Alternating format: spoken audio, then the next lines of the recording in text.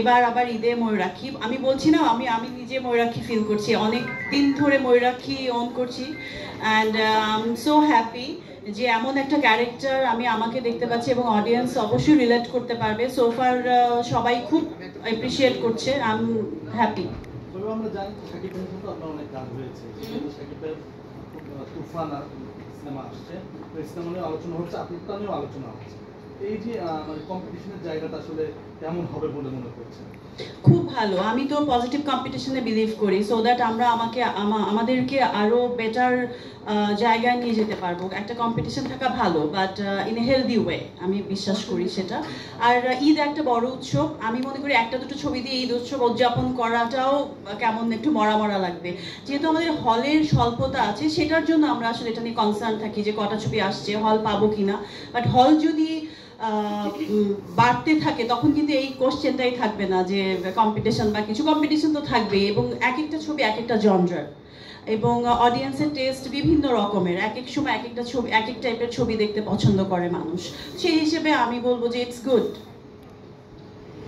যেহেতু আমি তো প্রচুর আশাবাদী, খুবই পজিটিভলি আশাবাদী, কারণ হচ্ছে এই পর্যন্ত আমি যে এখানে বসে আছি সবার সামনে, এটার পেছনে আমার হার্ডওয়ার্ক অ্যান্ড আল্লাহর রহমত এবং এই যে মানুষের সাপোর্ট, এই যাদের সঙ্গে কাজ করছি এবং অডিয়েন্সের এত অফুরন্ত ভালোবাসা ছাড়া আমার আর কোনোই পুঁজি ছিল না, আমার কোনো ব্যাকআপ ছিল না, আমার ফ্যামিলির সাপোর্ট ছিল না। সো আমার এইটাও বিশ্বাস, ওই জায়গা থেকে আমার কনফিডেন্সটা গ্রো করেছে যে অবশ্যই মানুষ আমাকে সাপোর্ট করবে, এবং আমাদের ফুল টিম এতটা কষ্ট করে ময়ূরাক্ষী ক্রিয়েট করা। সো আমি বলবো মানুষ অবশ্যই রিলেট করতে পারবে, এবং এখনকার গল্প ময়ূরাক্ষী নিজেকেও ভিলেন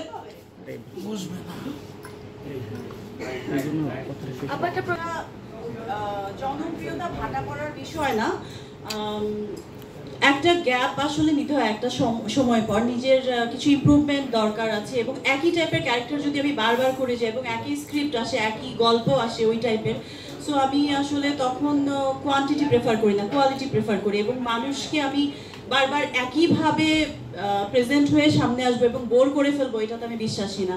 আমার একটু গ্যাপ হলে মানুষ যখন আমাকে বারবার নক করে, ফেসবুকে নক করে, সামনাসামনি দেখা করে, আপু আপনার ছবি কবে আসবে, ছবি কবে আসবে, আমি বলবো it's a blessings. After 12-13 years মানুষ এখনো আমাকে দেখতে চায় হলে, এবং ছবি একটু গ্যাপ হলে মানুষ বারবার কোশ্চেন করে আপনার ছবি কবে আসবে, কবে আসবে। I am grateful to audience. দেখতে হবে, then you guys can relate যে কি আসলে সত্যতা। এখন আমি এরকম কিছুই বলতে পারছি না, এটা ইন্ডাস্ট্রির গল্প।